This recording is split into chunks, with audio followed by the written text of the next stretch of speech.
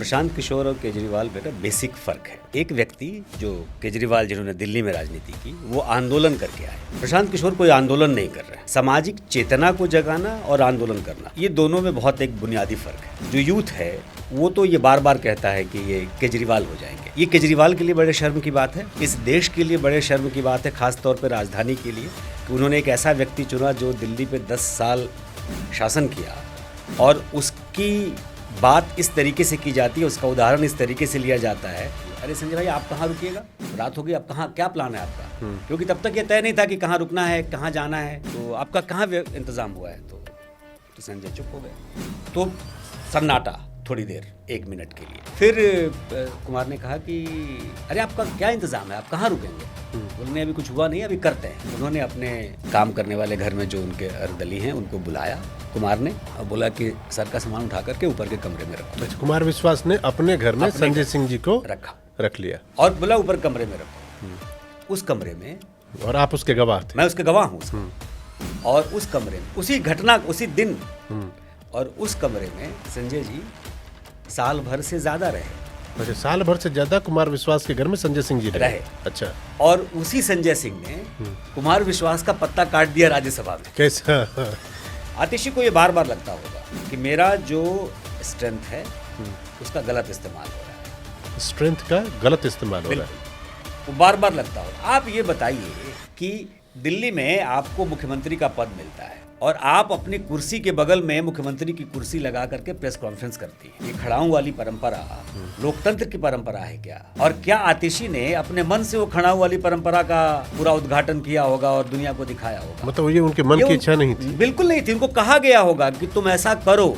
अगर पार्टी जिस दिन, ये अभ्यास तो हो ही रहा है ना, जिस दिन और नीचे की तरफ जाएगी, आतिशी शायद उन पहले दूसरे लोगों में होंगी जो वहां से निकलेंगी।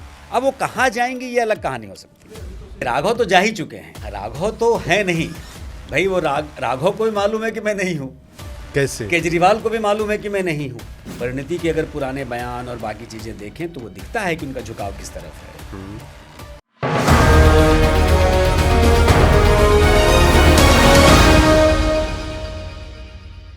आज का ये पॉडकास्ट आप लोगों की डिमांड पर है। आप लोगों की डिमांड से मेरा मतलब है जो लोग कनेक्ट को देख रहे हैं, उसे पसंद कर रहे हैं, उस पर फीडबैक दे रहे हैं। तो इसीलिए आज पहली बार हमारी पॉडकास्ट में मेहमान, आप समझ लीजिए दूसरी बार फिर से आए हैं। और वो मेहमान कोई और नहीं, जैसे मैंने पिछली बार भी कहा था, अनुरंजन झा जी हैं। अनुरंजन झा मेरे गुरु भाई हैं, मेरे बड़े भाई हैं, गार्जियन हैं, और दिल्ली बिहार के साथ साथ देश और दुनिया की राजनीति को बड़े अच्छे और पैनी निगाह से वो देखते हैं, समझते हैं और बताते भी हैं। तो सर, एक बार फिर से आपका स्वागत है कनेक्ट के इस पॉडकास्ट में। मेरे साथ आपने वक्त निकाला, उसके लिए धन्यवाद। बहुत बहुत शुक्रिया। मैं दोबारा आने के, बुलाने के लिए बहुत बहुत शुक्रिया। आज आप चमक रहे हैं। देखिए, ऐसा है ना, चमकने में की बात, जब कोई दो बिहारी आपस में बैठते हैं ना, तो सबसे पहले जो मैंने शब्द यूज़ किया बिहारी, तो बिहार कनेक्ट आ जाता है। और आजकल जब मैं बिहार की राजनीति में हलचल देखने लगा, तो देखते देखते मेरे दिमाग में कुछ सिमली आई, और मैंने सोचा कि बिहार और दिल्ली का वो सिमली जो है, उस पर बात करने के लिए कौन इंसान सबसे बेहतर हो सकता है। और वो सिमली क्या है वो बताता हूँ। बिहार में आजकल पीके की बड़ी चर्चा है, प्रशांत किशोर की एक नए तरह से राजनीति। अब तक हम लोगों ने देखा बीजेपी, जेडीयू, आरजेडी, कांग्रेस मोटे तौर पे ही, और छोटे छोटे बीच में वीआईपी पार्टी हो गई, फिर चिराग पासवान आ गए। दिल्ली में सालों पहले 2013-14 कह लीजिए, 11 ही कह लीजिए आप, केजरीवाल जी इसी तरह आए थे। और केजरीवाल जी आने के बाद हमने देखा 10, 12, 13, 14 साल होते होते अब 2025 में चुनाव हार गए, पीछे चले गए, और तरह तरह के कयास है। हमने सोचा कि क्या प्रशांत किशोर का हिसाब किताब जो है वो कहीं केजरीवाल टाइप ही तो नहीं है मामला। तो मैं आपसे सर ये जानना चाहता हूँ, और बिहार में इस बात की चर्चा भी है कि यार ये कहीं केजरीवाल तो नहीं हो जाएगा, वोट और राजनीति की बात तो कर रहा है, केजरीवाल तो नहीं हो जाएगा। आप सच बताइए, केजरीवाल टाइप की पॉलिटिक्स जो है, क्या प्रशांत किशोर जैसे इंसान या इस प्रशांत किशोर जैसे आदमी जो कि राजनीति में आना चाहते हैं, कुछ नया करना चाहते हैं, उनके लिए घातक है, अच्छा है, बुरा है, क्या है? देखिए, प्रशांत किशोर और केजरीवाल बेटा बेसिक फर्क है। एक व्यक्ति जो केजरीवाल जिन्होंने दिल्ली में राजनीति की, वो आंदोलन करके आए। ठीक। प्रशांत किशोर कोई आंदोलन नहीं कर रहे हैं। सामाजिक चेतना को जगाना और आंदोलन करना, ये दोनों में बहुत एक बुनियादी फ़र्क है। लेकिन मेरा ये मानना है व्यक्तिगत तौर पे, कई लोग ये सवाल पूछते हैं और मतलब आजकल आम तौर पे ये सवाल उठता है, जो यूथ है वो तो ये बार बार कहता है कि ये केजरीवाल हो जाएंगे। ये केजरीवाल के लिए बड़े शर्म की बात है, इस देश के लिए बड़े शर्म की बात है, ख़ास तौर पे राजधानी के लिए, कि उन्होंने एक ऐसा व्यक्ति चुना जो दिल्ली पे 10 साल शासन किया और उसकी बात इस तरीके से की जाती है, उसका उदाहरण इस तरीके से लिया जाता है कि वैसा कोई राजनीति में आना नहीं चाहिए। देखिए, एक टाइम पर केजरीवाल मतलब पॉजिटिव पॉलिटिक्स थी, ठीक है, बिल्कुल। मतलब एक आदमी जो 100% नॉन पॉलिटिकल था, समाज में कुछ अच्छा ईमानदार करने की कोशिश की, आए, लोगों ने अपार समर्थन दिया, ऐतिहासिक, किसी के लिए कल्पनातीत हो सकता है।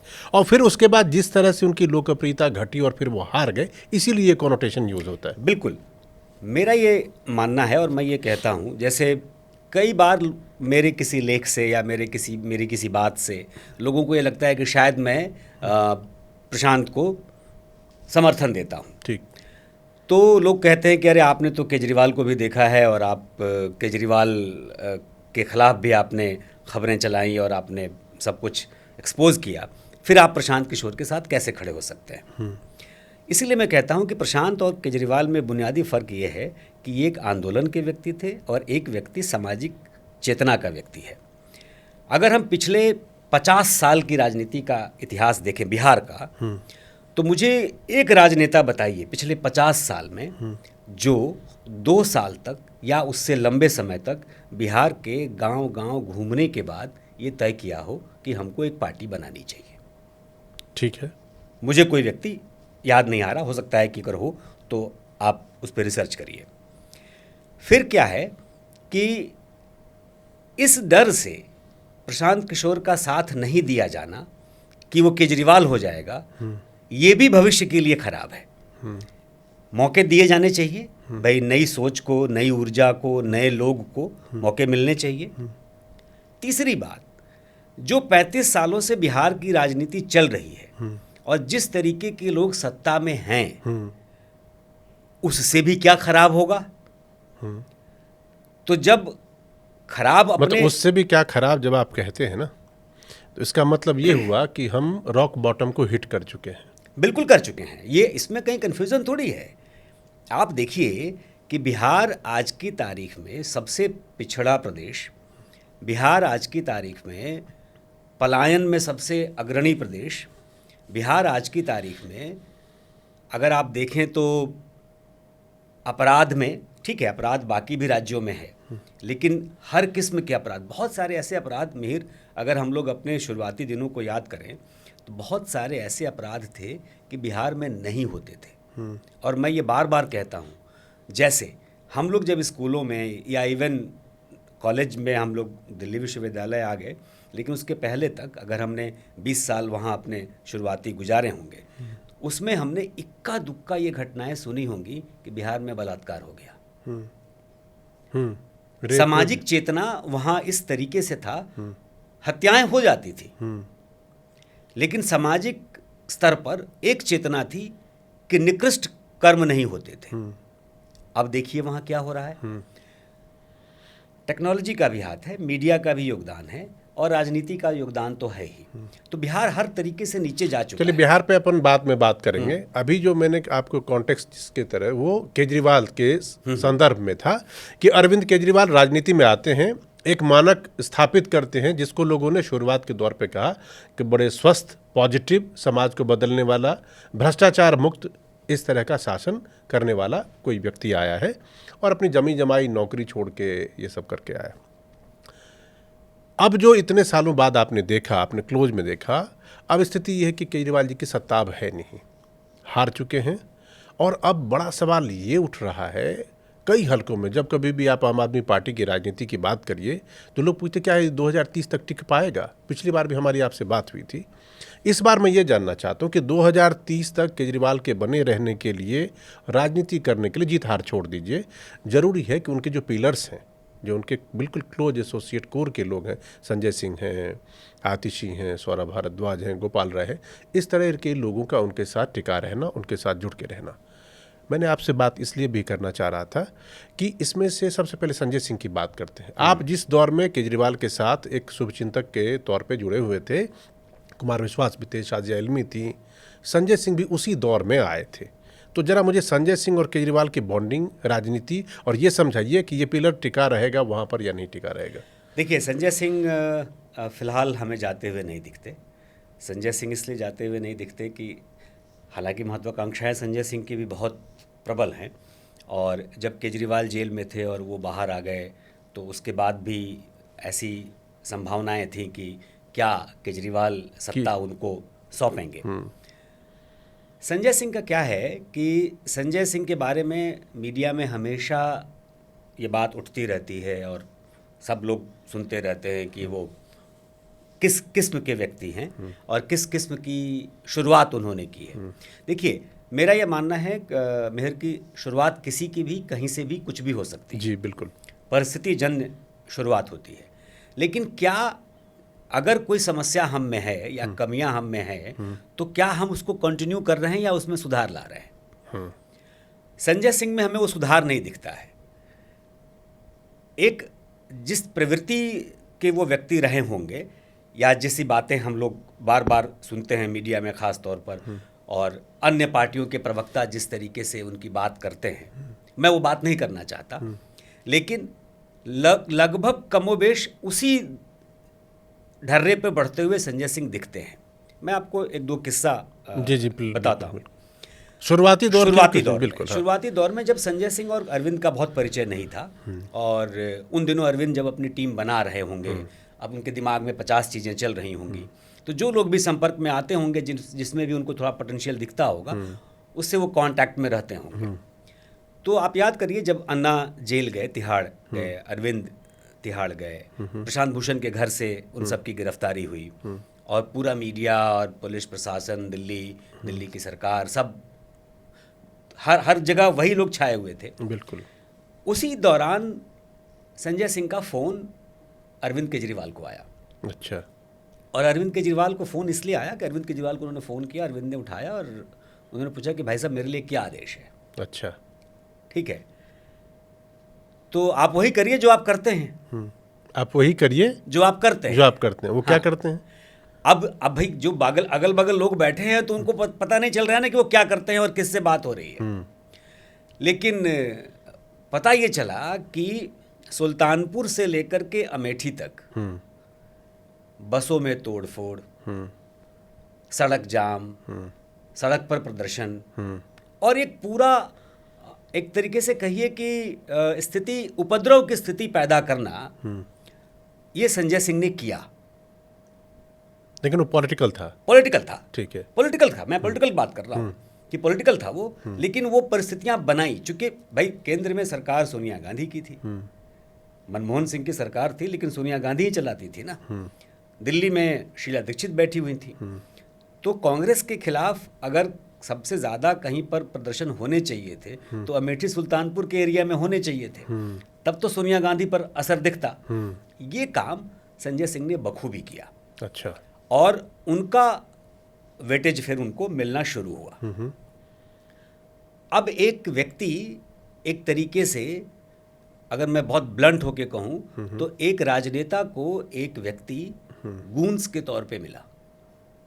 भाई उनके इशारे पे वो आदमी तोड़फोड़ करवा ले रहा है, पॉलिटिकल तोड़फोड़ है, लेकिन हो तो रहे हैं।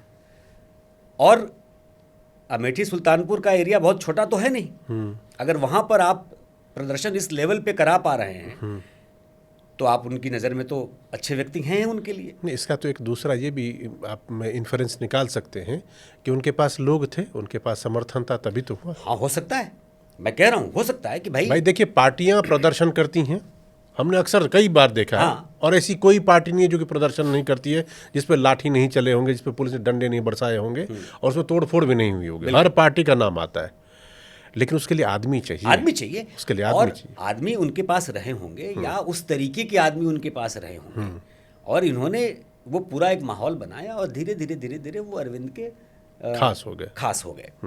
अब अरविंद के वो खास हो रहे हैं। अन्ना का आंदोलन चल रहा है, अन्ना जेल से बाहर आ गए हैं, और जब आप याद करिए 13 दिन का जो आंदोलन था उसमें अक्सर मंच पर फिलर के तौर पे किसको आना है, किसको बोलना है, किसको बुलाना है, ये काम संजय सिंह ही करते थे। यदा कदा गोपाल राय भी आ गए थे तो वो भी माइक संभाल लिया करते थे, लेकिन ये संजय सिंह का काम था कि भाई कुमार विश्वास को बुला लेना है इनको, चूँकि कुमार विश्वास ने ही मंच संभाला था, उन्होंने ही बाकी सब किया था, लेकिन संजय सिंह वहाँ खड़े रहते थे। अब देखिए, मैं प्रवृत्ति की बात कर रहा हूँ। संजय सिंह आते हैं कुमार विश्वास के घर पे और ये तय नहीं है कि संजय सिंह को कहाँ रहना है। अच्छा, ठीक है, संजय सिंह को कहाँ रहना ये तय नहीं है। मतलब वो उस टाइम पर वो सुल्तानपुर से जस्ट आए थे। ठीक है, वो आए थे और उनकी एक गाड़ी थी, मेरे ख्याल से शायद ऑल्टो रही होगी, 800 या ऑल्टो ऐसी कुछ कार थी जिसमें अपना सामान उमान लेकर के वो आए थे। बाकायदा उनका जो बेड होल्डर होता है ना, हम लोग जब बेडिंग जब दिल्ली पढ़ने आ रहे थे तो बेडिंग लेकर के आते, बक्सा और एक बेडिंग एक बक्सा। हाँ। तो पेटी और बेडिंग जो होता है, तो वो उस तरीके से सामान अपना वो गाड़ी में रख कर आए थे और हम लोग कुमार विश्वास के घर में उनके ड्राइंग रूम में बैठे हुए थे। शाम का समय था, हम लोग बात कर रहे थे, मैं था, कुमार थे, एक दो लोग और कोई रहे होंगे और संजय जी भी थे कि वो भी आकर के बैठ गए। लंबी बातचीत होने लगी।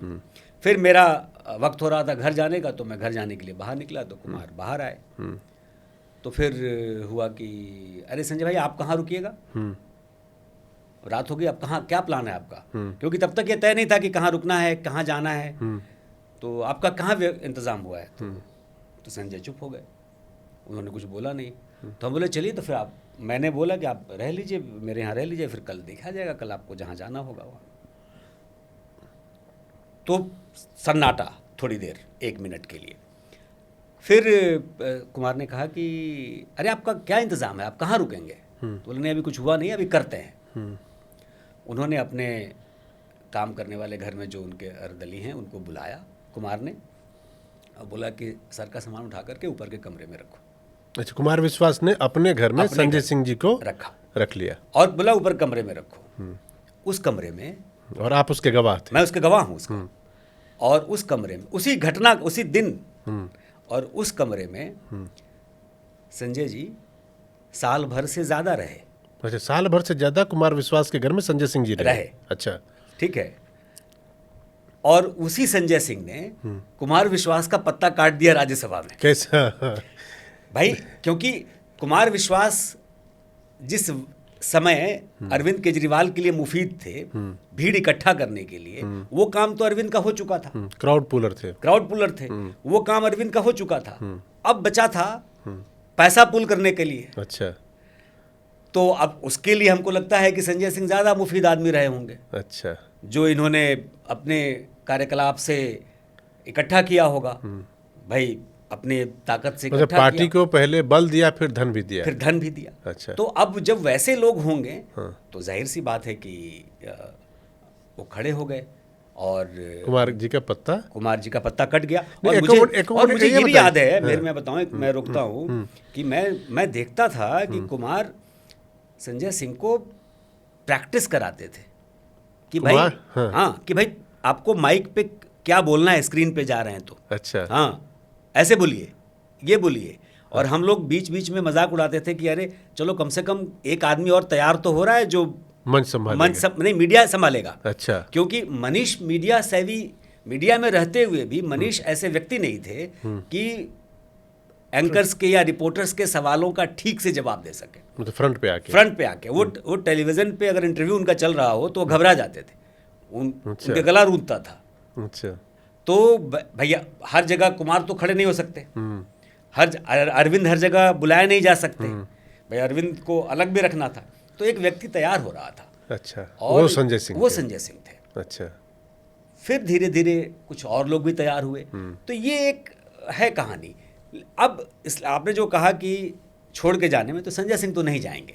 अच्छा, वो रहेंगे। नहीं तो आप, चूंकि बात से बात चली है, इसमें तो बड़ा गजब की केमिस्ट्री है कि कुमार विश्वास और संजय सिंह जैसा आपने बताया जिस हालत में वो आए फिर साथ रहे, ओबियसली बात है किसी के साथ अगर किसी के घर में रह रहे एक अलग ही लेवल की बॉन्डिंग, एक अपनापन होगा, और वो अपनापन ऐसे होना चाहिए जिसमें कई बार राजनीति भी पीछे रह जाती है, हकीकत ये है।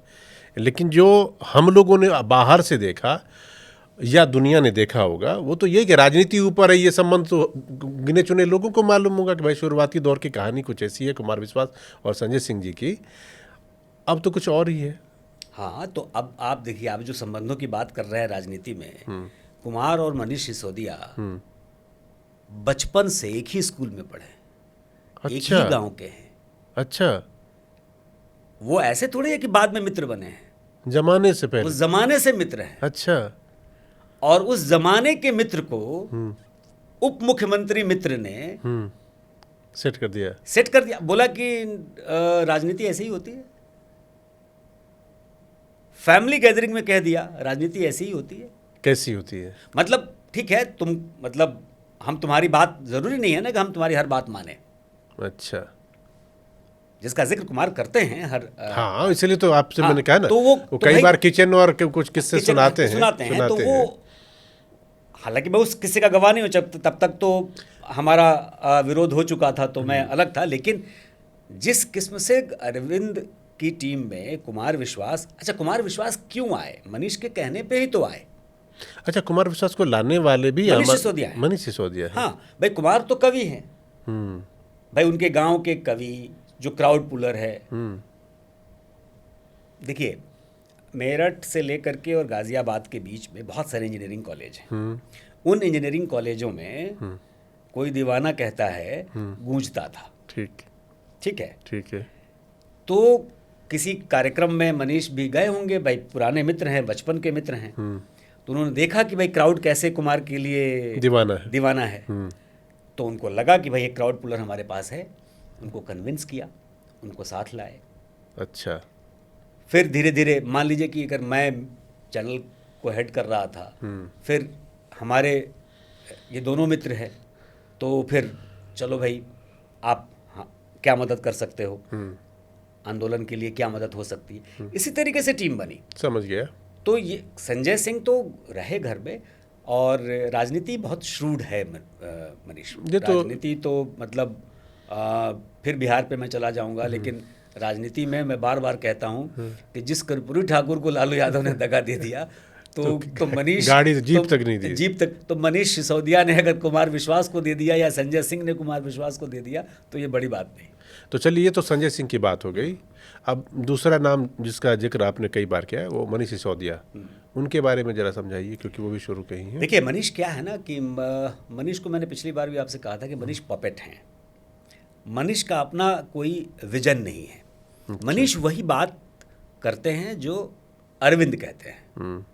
भाई उनके साथ एनजीओ में काम करके या जो भी जिस तरीके से भी काम करके आगे बढ़े, मीडिया में आए, मीडिया में अगर बहुत सफल होते तो मनीष एनजीओ की तरफ नहीं जाते। अच्छा भाई, सीधी सी बात है, इसमें कहीं कोई कन्फ्यूज़न नहीं है। बहुत कम लोग ऐसे होते हैं कि भाई पीक पे जा करके छोड़ करके और अलग चीज़ों पे अपना एक्सप्लोर करें। तो मीडिया वो ठीक है, अपनी इच्छा रही होगी, अरविंद के साथ जुड़े, काम करना शुरू किया, लेकिन वो अरविंद की ही बातों पर वो चलते थे। मुझे लगता है कि शुरुआती दिनों में बहुत सारी ऐसी चीज़ें रही होंगी जो अरविंद करते होंगे और मनीष को पता नहीं चलता होगा। अच्छा। क्योंकि अरविंद बहुत श्रूड व्यक्ति है। अरविंद फोर्ड से पैसा कैसे आता है, अमेरिका कैसे मदद करता है, तो ये सब चीज़ें चलती होंगी। लेकिन मनीष धीरे धीरे उसमें रमा होने लगे। तो मनीष आज भी पपेट है। तो मनीष अगर ये सोचेंगे, नहीं, पपेट को तो आप विश्वास पात्र भी कह सकते हैं। विश्वास पात्र है। तो मनीष अगर ये भी सोच लें कि मैं अरविंद केजरीवाल से अलग होकर के मैं अपनी फ़कत बना लूँगा, मुझे नहीं लगता। नहीं, लेकिन इस पे मेरा एक काउंटर क्वेश्चन आएगा कि ये सिर्फ आम आदमी पार्टी की बात नहीं है। आप कोई भी पार्टी उठा लीजिए और जो उसका सिरमौर नंबर 1 है, क्या आपको लगता है कि उसके नीचे के मातहत के जो लोग हैं वो उल्टे सुर में या उससे अलग कोई सोच रख के पार्टी में एग्जिस्ट कर सकते हैं, अगर रहना है पार्टी में? तो बिल्कुल आप ठीक कह रहे हैं, लेकिन हर पार्टी में एक सेकंड कमांड होती है। हाँ, सेकंड कमांड होती है, एग्री। जिस पार्टी में सेकंड कमांड नहीं है ना, उस पार्टी का कोई भविष्य नहीं होता। तो वो सेकंड कमांड नहीं है भाई, एक आदमी वो है और उसके बाद गिनते जाइए तो 1 से लेकर के 100 तक वही है। लेकिन देखिए, ये इस पे फिर मैं दूसरी चीज़ भी कहूँगा कि जो संस्थागत मतलब संगठन वाली पार्टियां नहीं है, जैसे कांग्रेस है, बीजेपी है, जो संगठन जिसका बहुत बड़ा है, जो व्यक्ति प्रधान पार्टियां हैं, वहाँ यही हो, चाहे लालू हो, आप देख लीजिए क्या है लालू, मतलब पार्टी समाजवादी मतलब हो, समाजवादी हो, मायावती, सब व्यक्ति प्रधान में यही रहता है। अगर आपको उसके साथ रहना है तो आपको वही पपेट बनना होगा। और अगर उससे आपने जरा सा भी उल्टा सीधा बोला बाहर, या सोच भी रखी बाहर, तो आपकी मतलब वक़्त नहीं है नहीं पार्टी में। बिल्कुल। तो ये अब मनीष अगर सोचेंगे, जैसे मान लीजिए जेल गए, अब मुख्य कल्प्रिट कौन है? मनीष सिसोदिया है या अरविंद केजरीवाल है? भाई अरविंद केजरीवाल ने अपने हैसियत ऐसी रखी कि कहीं कागज पे साइन नहीं करना है, कोई मंत्रालय नहीं, लेकिन उनके मर्जी के बगैर मनीष जी ने थोड़े कुछ किया होगा। नहीं, ये तो हर कोई भाई, ये तो हर कोई जानता है। तो भाई ये होता होगा ना, भाई मनीष का बेटा बाहर पढ़ रहा है मान लीजिए, अब वो बड़ा हो गया, पहले छोटे थे बच्चे, अब वो बड़ा हो गया, तो सोचता होगा ना कि भाई मेरे फादर की गलती कितनी है और अरविंद केजरीवाल की गलती कितनी है। ये तो उसके दिमाग में आता होगा ना। बिल्कुल। ये मान लेना कि जो सारी बातें मैं सच मानता हूं, मेरा बेटा भी मानेगा, ये तो नहीं, जरूरी नहीं है ना। अब बच्चे बड़े हो रहे हैं और दुनिया देख रहे हैं, तो उसके अपने विजन है, वो अपने तरीके से सोच रहा होगा। तो उसके दिमाग में मुझे लगता है कि जिस दौर में वो पढ़ाई कर रहा है, जिस देश में वो पढ़ाई कर रहा है, तो जब वो सोचता होगा तो उसको लगता होगा कि क्या मेरे फादर, पिताजी को गलती से फंसा दिया गया। फंसा तो नहीं दिया गया भाई, सारे फैसले तो आप ले रहे हो और कंधे पे बंदूक इनके रख दी, तो ये सोचता होगा। नहीं, ये बात तो देखिए ऐसा है ना कि उस बच्चे की सोचने की बात नहीं है। कोई भी आदमी जो ये समझता है कि सरकार कैसे चलती है, संगठन कैसे चलता है, घर परिवार कैसे चलता है, सही बात। घर की ही बात कह रहा हूँ, सबसे छोटी इकाई घर में कोई चीज़ जो बड़ा फैसला लिया जाता है, तो जो घर का हेड हो, चाहे वो आपके पिता हो, दादा हो, माँ हो, जो भी, मान ली फादर नहीं तो मदर ले, बगैर उसके रजामंदी के नहीं होता। और अगर वो होता तो बगावत और विद्रोह के तौर पे दिखाई देता है वो कि माँ बाप नहीं चाहते थे, बावजूद इसके बच्चे ने ऐसा कर लिया, दादा नहीं चाहता, घर में इसके लिए बहुत कलह हुई। सही बात। अगर वो कलह नहीं है, दैट मीन्स की रजाबंदी है। बिल्कुल। तो वो स्थिति है ना, तो उसमें हमको लगता है कि मनीष विश्वास पात्र भी है, तो मनीष भी छोड़ के नहीं जाने वाले। चलिए, 2 नाम तो हो गए, अब अगले आ जाइए। वो भी थोड़े से जनता से जुड़ने वाले लोग हैं, गोपाल राय, उनकी बात बताइए आप। देखिए, गोपाल राय छात्र नेता रहे हैं, हड्डियां तोड़वाई हैं, फिर संगठन में आए, फिर एक पार्टी मिली, एक जगह मिली, काम किया, मतलब नीचे से ऊपर तक करने वाले, नीचे से ऊपर तक आए। और जो जनाधार गोपाल राय को मिलना चाहिए था, शायद वो नहीं मिला। तो जो हक मिलना चाहिए था वो नहीं मिला। अच्छा। हाँ, लेकिन उसकी बहुत सारी वजह हो सकती है, हर किसी की लिमिटेशंस होती हैं। लेकिन मेहनती और मजबूत आदमी तो गोपाल राय हैं, वो रहे हैं कि भाई। लेकिन वहाँ समस्या ये है कि उनके भरोसे पार्टी नहीं चल सकती। आप खुद मेहनत करते हैं, आप ज़मीन से जुड़ के आए हैं, आपने सड़क पे लाठियां खाई हैं, सब कुछ ठीक है, लेकिन आपका विज़न वैश्विक नहीं है या राष्ट्रीय परिदृश्य के लिए नहीं है, तो आप पार्टी को आगे नहीं ले जा सकते। तो आप छोड़ के जाएंगे तो और दूसरी पार्टी और भी है ना कि विजन और बाकी चीज़ों के साथ साथ एक स्वीकार्यता है। पब्लिक आपको स्वीकार भी तो करे। और आप देखिए, जो भी आप नाम ले रहे हैं ना, उस नाम के साथ ये भी एक चीज़ देखना होगा कि दूसरी पार्टियां उनका क्या इस्तेमाल कर सकती हैं। अच्छा, हाँ, ये तो इम्पोर्टेंट है राजनीति में। तभी तो वो छोड़ के जाएंगे, या तभी तो वो कहीं और जाएंगे। अब अपनी अलग पार्टी बना करके तो ना मनीष सरवाइव कर सकते हैं और ना ही संजय सिंह कर सकते हैं। तो ये लोग अलग पार्टी बना के तो नहीं कर सकते। हाँ, पार्टी कल को टूटती है तो अलग कहानी हो सकती है, लेकिन ये लोग वहाँ हैं। तो आप मान के चलिए कि हमको नहीं लगता कि फिलहाल के दौर में गोपाल राय भी बहुत ऐसे व्यक्ति होंगे कि छोड़ के रिस्क लेना चाहेंगे। हालांकि दबाव गोपाल पे बहुत है। चलिए अब आता हूँ तीन ऐसे नेता जो कि थोड़े से मुझे कॉरपोरेट लगते हैं, क्योंकि वो जिन्होंने जो आप अभी बात कर रहे थे कि छात्र नेता थे, लाठियाँ खाई, इस तरह के पॉलिटिक्स वाले नहीं। जैसे उसमें सबसे पहले आतिशी का नाम लूँगा, जो कि केजरीवाल जी जब नहीं थे तो दिल्ली की सीएम भी बनी। उनका क्या लग रहा है आपको? वो छोड़ के जाएंगे? छोड़ देंगे? देखिए, आतिशी के परिवार में भाई आप सब लोग जानते हैं ना कि मार्क्स लेनिन की वजह से उनके नाम में उनके पिताजी ने मार्लेना लगाया, आतिशी सिंह हैं। जी बिल्कुल। तो ये सब लोग जानते हैं। तो बैकग्राउंड एक पॉलिटिकल रहा है और खुद पढ़ी लिखी हैं, खुद विजनरी हैं, ठीक है, मेहनती भी हैं। आतिशी को ये बार बार लगता होगा कि मेरा जो स्ट्रेंथ है उसका गलत इस्तेमाल हो रहा है। स्ट्रेंथ का गलत इस्तेमाल हो रहा है? बिल्कुल, वो बार बार लगता होगा। आप ये बताइए कि दिल्ली में आपको मुख्यमंत्री का पद मिलता है और आप अपनी कुर्सी के बगल में मुख्यमंत्री की कुर्सी लगा करके प्रेस कॉन्फ्रेंस करती हैं। ये खड़ाऊं वाली परंपरा लोकतंत्र की परंपरा है क्या?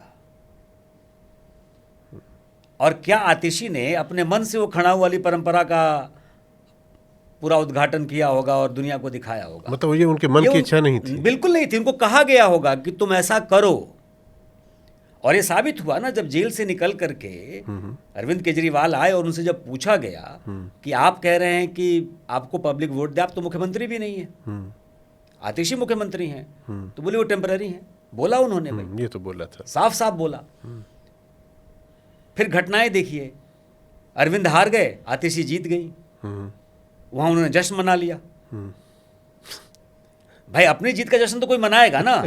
पार्टी तो हार गई भाई, पार्टी हार गई। ये तो देखिए, ये ऐसा है ना, आप क्रिकेट टीम के खिलाड़ी हैं, आपने मार दिया 60 बॉल पे 150 रन बना दिए और आपकी टीम हार गई। अब आप बताओ क्या करोगे? जश्न मनाओगे? तो डिपेंड करता है ना, डिपेंड करता है कि भाई अब कोर टीम, अब हमको अगर लगता है कि हम पार्टी से बड़े हैं तो हम मनाएंगे ना जश्न। अच्छा, हम पार्टी से बड़े हैं तब भाई मनाएंगे ना। भाई मुख्यमंत्री हैं, कुर्सी पे तो हम ही बैठे हुए हैं, तो भाई जीत का तो जश्न मनाना ही चाहिए। तो वो परिस्थिति अगर पार्टी जिस दिन, ये अभ्यास तो हो ही रहा है ना, तो जिस दिन और नीचे की तरफ जाएगी, आतिशी शायद उन पहले दूसरे लोगों में होंगी जो वहां से निकलेंगी। अब वो कहाँ जाएंगी ये अलग कहानी हो सकती है। नहीं, अभी तो सिर्फ एक ही सवाल है कि लोग एकजुट होके बने रहेंगे, मतलब कुर्सी के जो पिलर से पाए हैं, हाँ, वो कुर्सी में लगे रहेंगे, क्योंकि कुर्सी पे बैठे हुए केजरीवाल है, अपनी पार्टी के है, संगठन में। अगर उसे कोई पाया हटता है तो बैलेंस तो बिगड़ेगा ही, बिगड़ेगा। एक हटेगा तो बिगड़ेगा, अगर मान लीजिए 2 हटेगा तो गिरने की संभावना हो जाएगी, 3 में चौपट हो सकता है, 4 में कुछ नहीं बचेगा, और 4 के साथ अगर मान लीजिए और 14 पिलर उसमें लग जाए तो और मजबूत भी हो सकता है। ये भी हो सकता है, दोनों। तो चलिए आगे बढ़ते हैं। अब आ जाते हैं राघव चड्ढा पे। उनका क्या जाएंगे? ये भी जाएंगे? देखिए, राघव तो जा ही चुके हैं, जा चुके हैं। राघव तो है नहीं भाई, वो राघव को भी मालूम है कि मैं नहीं हूँ। कैसे? केजरीवाल को भी मालूम है कि मैं नहीं हूँ। कैसे? भाई आप देख लीजिए ना, पिछले 1.5-2 सालों में जब से ये लोग जेल गए हैं, उसके बाद से राघव की उनकी शादी वादी होगी, थोड़ी व्यस्तता इस वजह से होगी ना। शादी में कितनी, क्या हमारी आपकी नहीं हुई है? हमने जब नौकरी कर रहे थे हम, उसी समय पता नहीं मुझे आपको कितनी दिन की छुट्टी मिली थी मीडिया में? मैं तो टोटल 12 दिन की छुट्टी में, 12 दिन की मिली थी। हमारे यहाँ तो शादी के 4 दिन के बाद भी रस्म होती है, हाँ, चतुर्थी। तो ये सारे रस्मों को मिला करके मुझे 10 दिन की छुट्टी मिली थी। तो भाई सवाल उठता है कि भाई शादी, आप जब जिस जिम्मेदारी पे हैं, ठीक है, व्यक्तिगत है, परेशानियां हो सकती हैं, लेकिन जब मौके पे आपकी ज़रूरत है, आप नहीं दिख रहे हैं, तो सवाल उठेंगे ना। अच्छा। और सवाल देखिए, मतलब उनके मन में कुछ चल रहा है? उनके मन में चल रहा है। और आपने जो कहा ना शादी की बात, तो परिणति भी जिम्मेदार होंगी ना भाई। परिणति भी तो एक कारण होगी, फैक्टर होंगी ना। बिल्कुल भाई, अब आपकी धर्मपत्नी है, बेटर हाफ हैं, उनको लेकर के भी भविष्य की योजनाएं होंगी। और परिणति के अगर पुराने बयान और बाकी चीज़ें देखें तो वो दिखता है कि उनका झुकाव किस तरफ है। मुंबई फिल्म इंडस्ट्री में तो आप तो जो झुकाव आपने कहा ना, कि पानी किधर को बहने वाला है, अगर मान लीजिए पानी आज तक इधर जा रहा है और इधर बंद करके इधर, तो सप्लाई किधर जाएगा? सप्लाई किधर जाएगा? हाँ, वो इशारा आप कर रहे हैं। वही मैं कर रहा हूँ। अच्छा। तो वो दिख रहा है ना कि झुकाव किधर है। ये भी दिख रहा है कि भाई अगर परिणति को कुछ दिन और इंडस्ट्री में, सिनेमा इंडस्ट्री में सर्वाइवल चाहिए या टिके रहना है या कुछ काम करना है, तो वो भी तो समस्याएं हैं भाई। मुंबई फिल्म इंडस्ट्री भी तो अब एकला चलो की राह पे नहीं है ना, वहाँ भी तो बिल्कुल क्लियर डिवाइडेशन शुरू से रहा है, लेकिन अब तो और क्लियर दिखता है ना। तो इसलिए वो परिस्थितियां हैं, तो मुझे लगता नहीं है कि आतिशी और राघव। अच्छा, अब एक और हैं सौरभ भारद्वाज, उनके बारे में जरा बताएं। देखिए सौरभ भारद्वाज क्या है ना, सौरभ भारद्वाज थोड़ा रिस्क फैक्टर में है। अच्छा, सौरभ के बारे में पता नहीं मुझे बताना चाहिए कि नहीं, लेकिन सौरभ के कुछ व्यक्तिगत कारण ऐसे हैं जो उनको परेशान कर सकता है कभी भी। अच्छा, सौरभ की फैमिली में, मैं नाम नहीं लूँगा, लेकिन फैमिली में उनके अपने बहुत क्लोज लोगों ने सौरभ पे एक बहुत गंभीर आरोप लगाए थे। अच्छा, हाँ, मैं आपको बताऊं, जिन दिनों ये स्टोरी मैंने की थी उन्हीं दिनों की बात है। उनके फैमिली मेंबर्स सौरभ के बहुत दूर के नहीं और एकदम माता पिता चाचा ताऊ नहीं, लेकिन बहुत क्लोज फैमिली मेंबर्स बहुत सारे कागज़ लेकर मेरे पास आए थे। अच्छा, हाँ, बहुत सारे कागज़ लेकर, कुछ ज़मीन के विवाद, कुछ रिश्तों के विवाद, अच्छा, बहुत सारी चीज़ें लेकर के। लेकिन फिर मुझे लगा कि कुछ व्यक्तिगत मामला है ये, इससे राजनीति का लेना देना नहीं है, तो मैंने उस पर संज्ञान नहीं लिया या मैंने उसको थोड़ा तवज्जो नहीं दिया। लेकिन ये बात मैंने कुमार को बताई, ये बात मैंने मनीष को बताई। अच्छा, तो जाहिर सी बात है कि अरविंद तक भी पहुंची होगी, कागज़ तो पूरा पुलिंदा पहुंचा ही होगा। तो हमको लगता है कि कुछ ऐसी चीज़ें हैं सौरभ के बारे में जो पता नहीं, राजनीतिक पार्टियां किसी को कभी भी कहीं भी ले सकती हैं, तो शायद कोई पार्टियां ले भी लें उनको। अच्छा। लेकिन इसलिए उनके वो एक बहुत वैसे रडार पे हैं। अच्छा। अपनी छवि उन्होंने भाई बार 2 बार जीत कर 3 बार जीत करके अपनी छवि बेहतर बनाई है, इलाके में काम किया है। इस बार तो हार गए, तो वो काम किया है, तो काम करके उन्होंने अपनी एक इमेज बनाने की कोशिश की है, लेकिन वो थोड़ा अंदर का मामला हिला हुआ है। अच्छा, तो वो अब पता नहीं, शायद वो डायस ही कर सकते हैं, कह सकते हैं, लेकिन हमको लगता नहीं है कि वो छोड़ना उनके लिए आम आदमी पार्टी बहुत अच्छा फैसला। तो कुल मिलाकर ये कि पिछली बार जो आपने 2 लोगों का इशारा किया था, उसको मैं समझ गया कि आपका इशारा एक आतिशी की तरफ है, दूसरा राघव चड्ढा की तरफ है, कि ये दोनों अगर केजरीवाल जी को छोड़ना होगा तो सबसे पहले जो है निकलने वाले यही होंगे। और एक चीज़ और है इसमें, आप ये बताइए कि अगर मान लीजिए पॉसिबिलिटी इस तरह की, जब होता क्या कि मुश्किल में ही इंसान का टेस्ट होता है, और आजकल जो राजनीतिक परिदृश्य है उसमें सबसे बड़ी मुश्किल तब आती है जब सरकार जो भी चलाता है, मामले 50 तरह के होते हैं, आपको जेल के चक्कर लग जाते हैं। गए केजरीवाल जी, गए बिल्कुल। कल को अगर ये परिस्थिति, अभी भी कुछ चीज़ें लगातार चल ही रही होती हैं, और उसमें जो दूसरे जिन नेताओं को आपने नाम लिया, अगर मान लीजिए इस तरह के नेता जो कि जनाधार या लाठी छात्र जीवन से नहीं किया हुआ है, उन लोगों के सामने ये परिस्थिति अगर आ जाती है, तो क्या वो रिलेटिवली पहले टूट जाएंगे और कहेंगे भैया बस बंद करो यार, इसका कौन ये आफत झेले? हो सकता है ना मेहर। अच्छा। क्योंकि एक देखिए, एक युवा मन की कहानी अलग होती है भाई। जो लाठियाँ 25 साल की उम्र में खा लिया, वो 60 साल की उम्र में खाना आसान नहीं है। बिल्कुल बिल्कुल, है ना। और वो भी तब जब आप पे दाग लगने लगे हों। बिल्कुल बिल्कुल, आप समझ रहे हैं ना भाई। 70-75 साल की उम्र में जेपी खड़े हो गए, तो जेपी पे दाग नहीं थे ना। बिल्कुल। तो वो एक कहानी अलग होती है, तो वो एक समस्या तो है।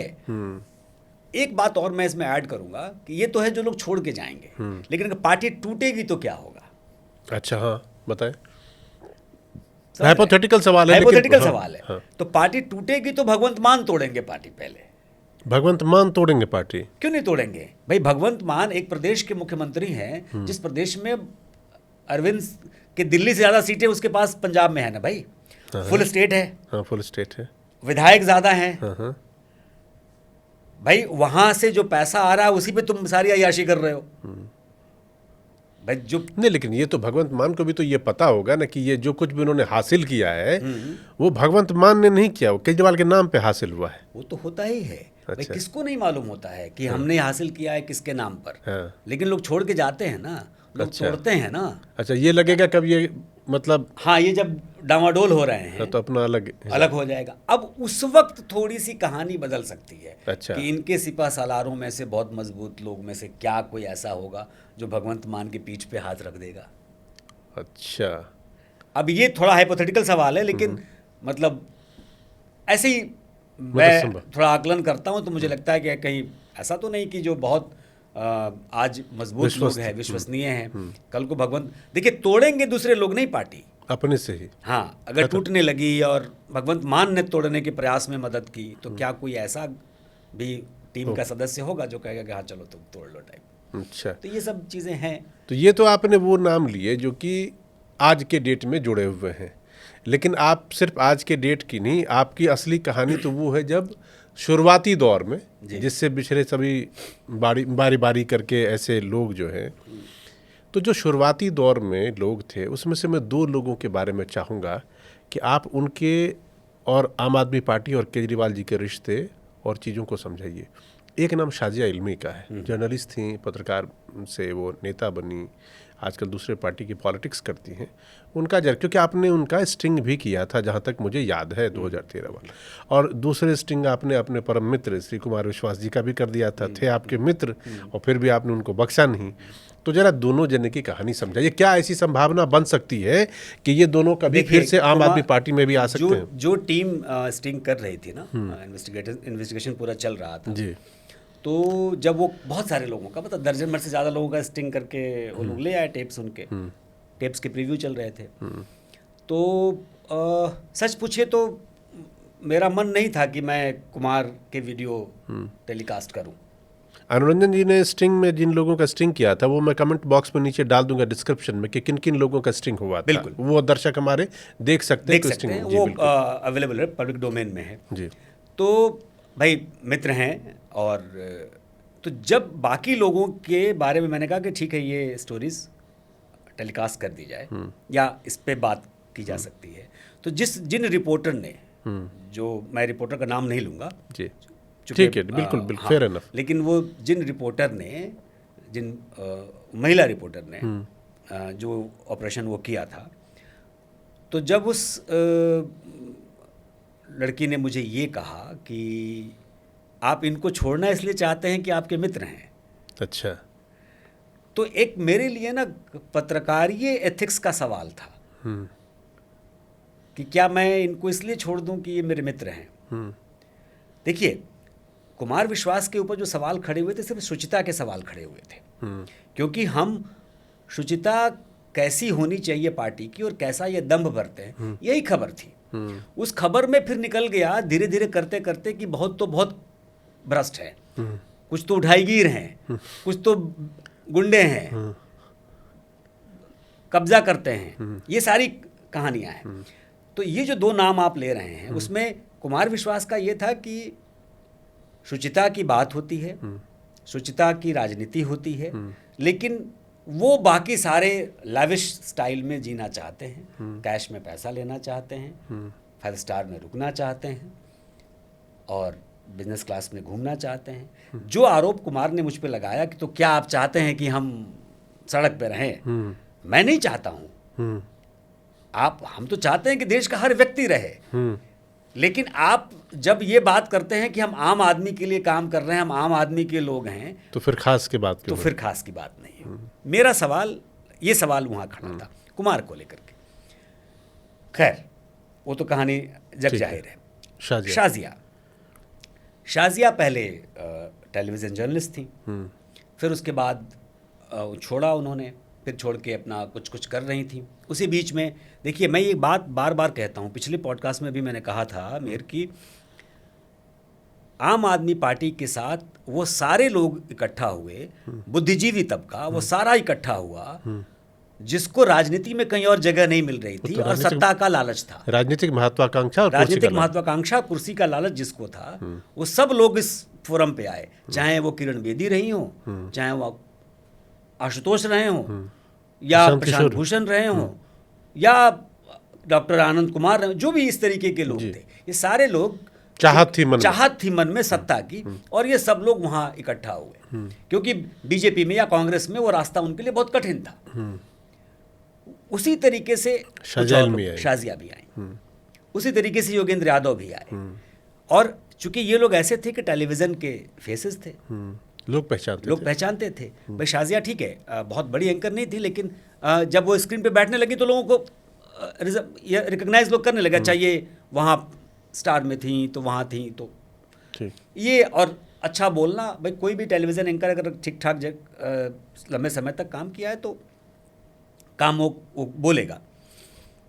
तो शाजिया जब आई तो शाजिया पे जो आरोप था उस स्टोरी में वो ये था कि वो पैसे लेकर के किसी भी कॉर्पोरेट के खिलाफ धरना देने को तैयार थी।